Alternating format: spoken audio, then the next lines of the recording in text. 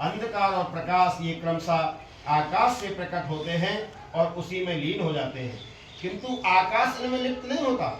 उसी प्रकार ये सत्व, रज और तमोमयी शक्तियां कभी परब्रह्म से उत्पन्न होती है और कभी उसी में लीन हो जाती है।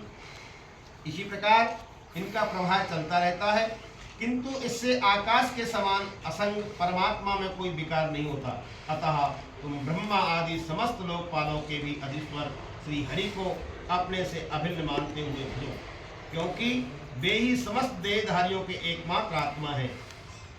वे ही जगत के निमित्त कारण उपादान कारण, प्रधान और नियंता पुरुषोत्तम है। अपनी काल शक्ति से वे ही इस गुणों के प्रभाव रूप प्रपंच का संहार कर देते हैं। वे भक्त वत्सल भगवान समस्त जीवों पर दया करने से, जो कुछ मिल जाए उसी में संतुष्ट रहने से तथा समस्त इंद्रियों को विषयों से निवृत्त करके शांत करने से शीघ्र ही प्रसन्न हो जाते हैं।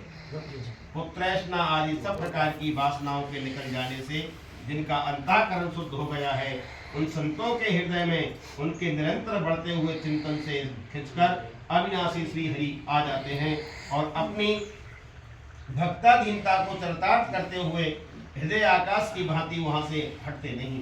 भगवान तो अपने को यानी भगवान को ही सर्वस्व मानने वाले निर्धन पुरुषों पर ही प्रेम करते हैं, क्योंकि वे परम रसज्ञ हैं।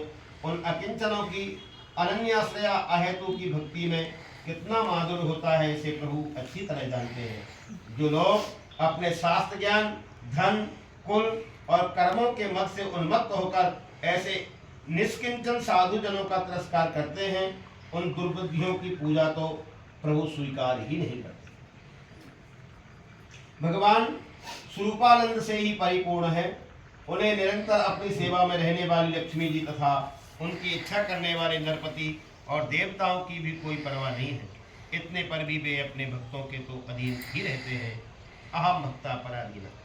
अहो, ऐसे करुणा सागर श्री हरि को कोई भी कृतज्ञ पुरुष थोड़ी देर के लिए भी कैसे छोड़ सकता है।